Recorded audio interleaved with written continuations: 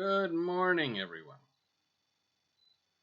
All right, so this is part 2 of what it's like to be in a healthy relationship class. We went over everything with the first class. We want to make sure that you're in a relationship with somebody or started a relationship with somebody that has no prior attachments.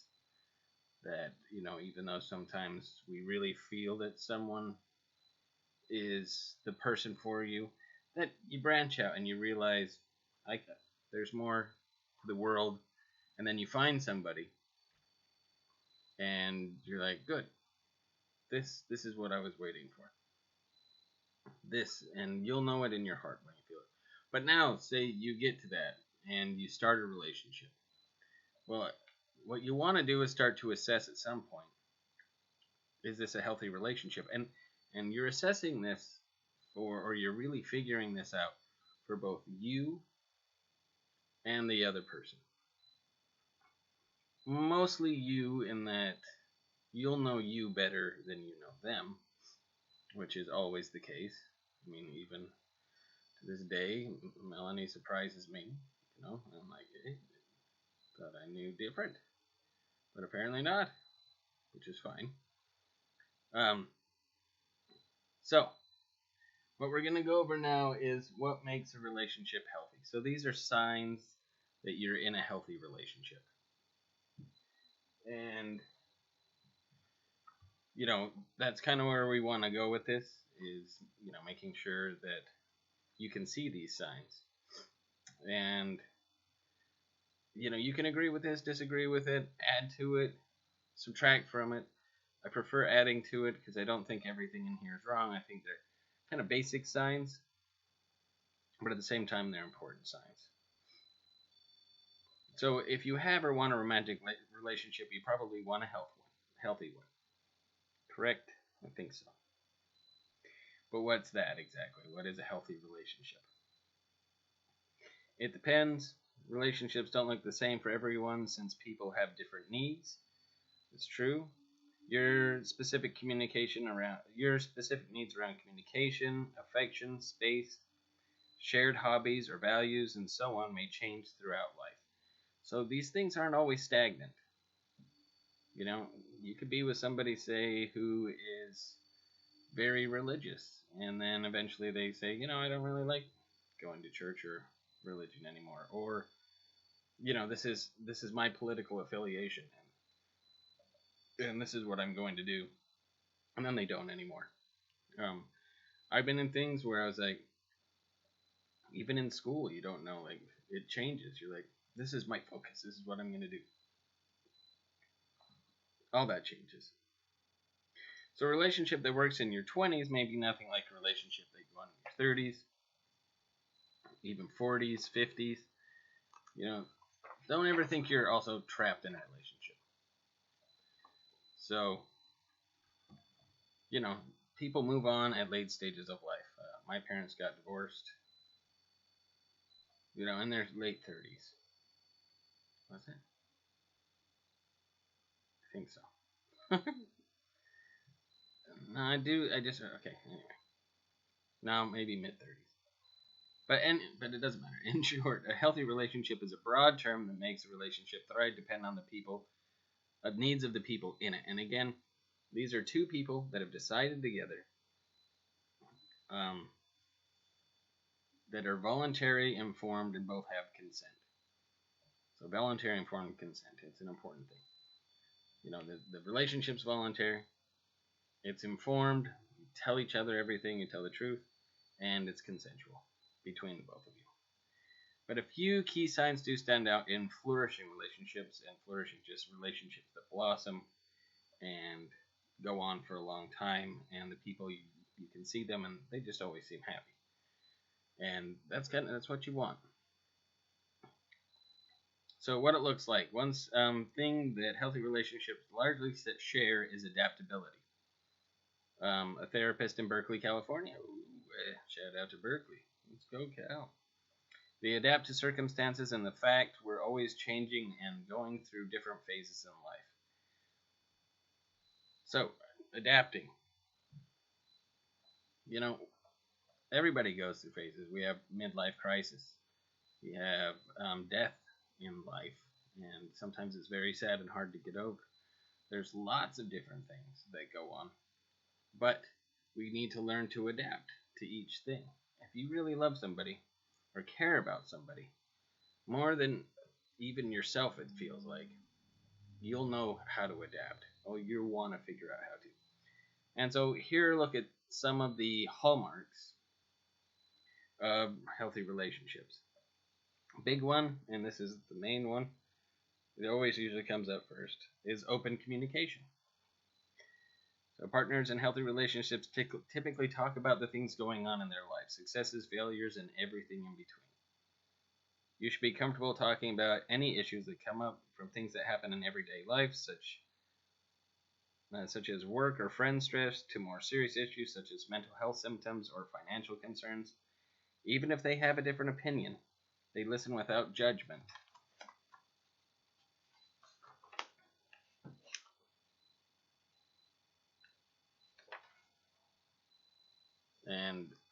And that's how, sorry, some of it cut off a little bit, but they listen to you without judgment, and you should do the same for them.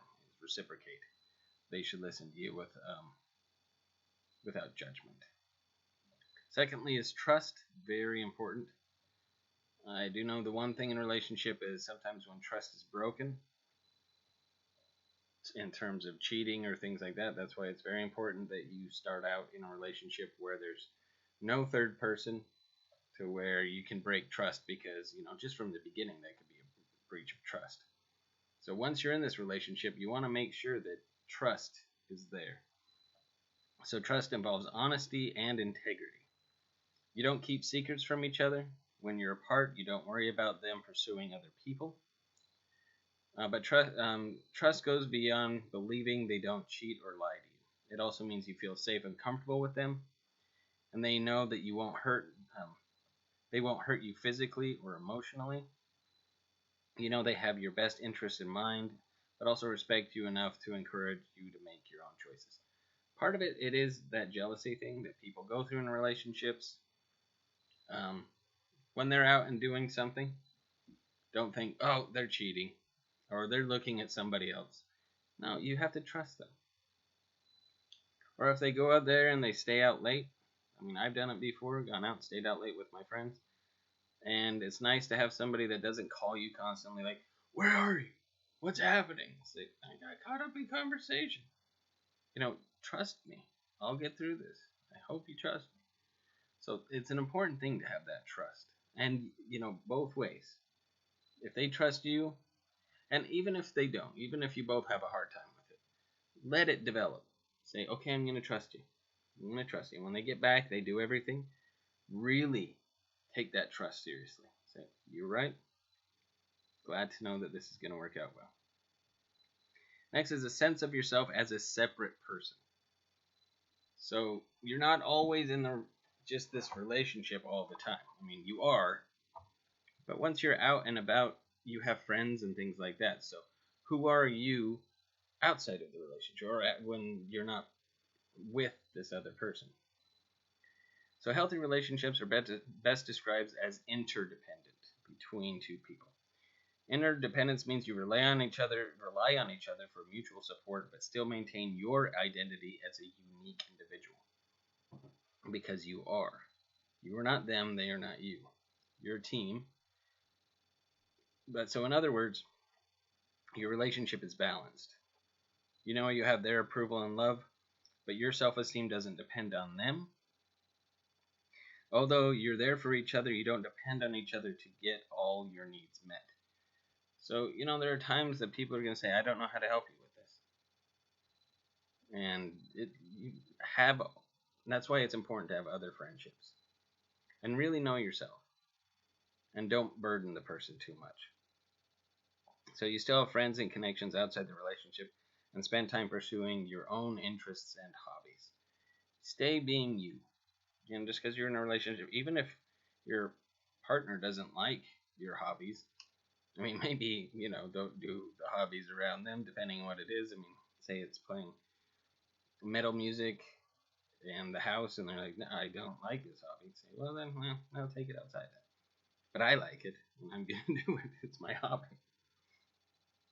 Next thing is curiosity. One key characteristic of healthy long-term love is curiosity. This means you're interested in their thoughts, goals, and daily life. You want to watch them grow into their best self.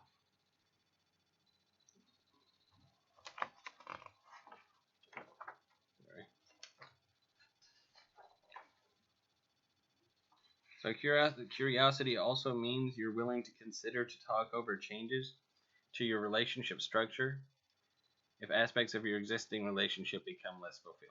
It becomes realism. So say there's certain routines that you get into and you do all the time. Say you watch TV or go out to movies, things like that. And they say, I want to change from this. That's fair for them to say. And that's fair for you to consider. Well, what would you like to do then? And meld the two, But you need to be realistic. You see them for who they truly are and care about that person, not an idealized version of them. And not, people used to say, oh, I want a trophy wife or something like that. They're not an object. They're not. They're a human being. They grow and they change. They're not just sitting on a shelf like, this is what I have. It's not that. And women do it too. I guess trophy husband. But look at my man. It's like, he might change. There's lots of things that could happen, actually. I won't get into it. If you ever want to have a one-on-one talk about things that do happen in relationships that you don't expect, let me know and I'll talk to you about it. Next thing is time apart. Most people in healthy relationships prioritize spending time together, though the amount of time you spend together can vary based on personal needs, living arrangements, and so on. But you also recognize the need for personal space and time on your own. Maybe this time spent relaxing, pursuing a hobby, or seeing friends and family. So be okay with spending time apart. Like when I went to Utah without Melanie, I was there for a good while.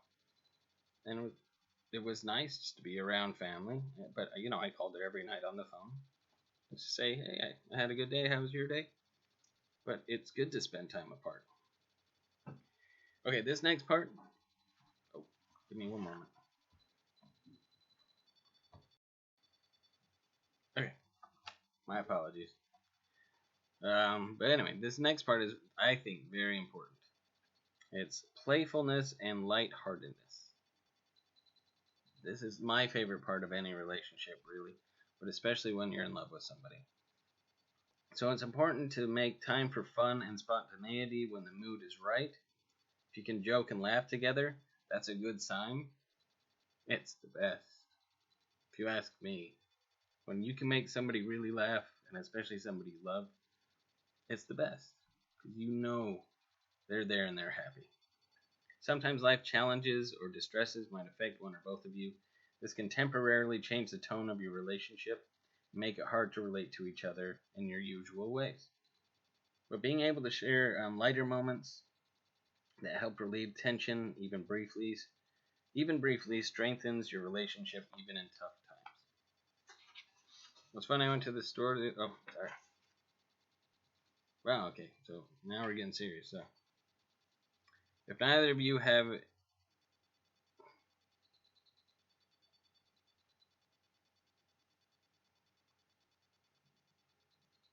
Okay, so I think that was it for that part.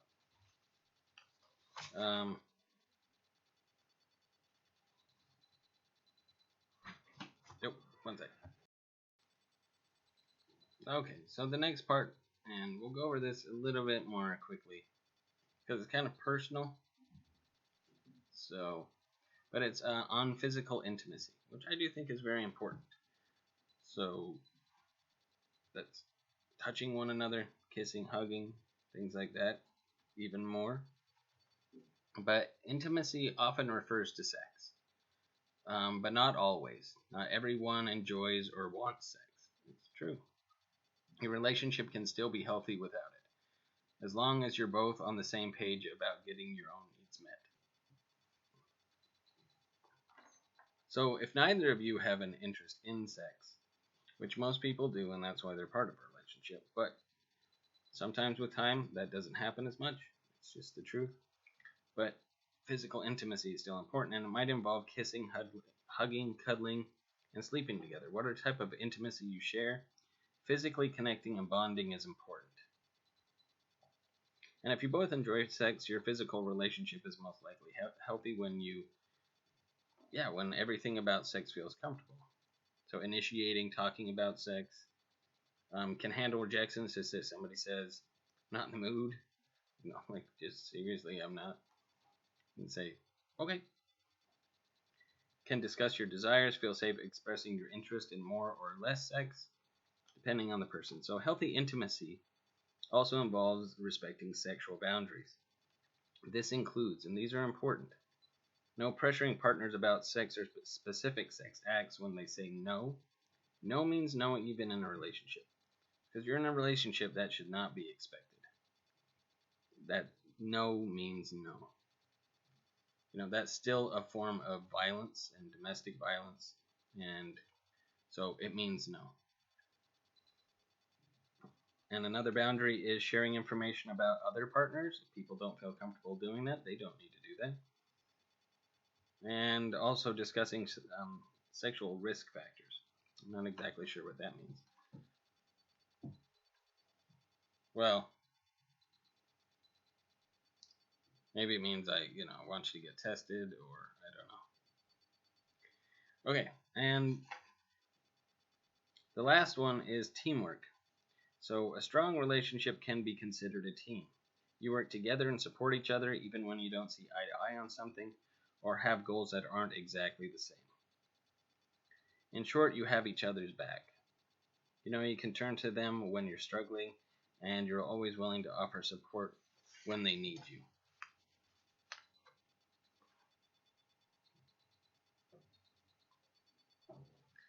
Oh, sorry, and the last one is conflict resolution. Even in a healthy relationship, you'll have occasionally disagreements and feel frustrated or angry with each other.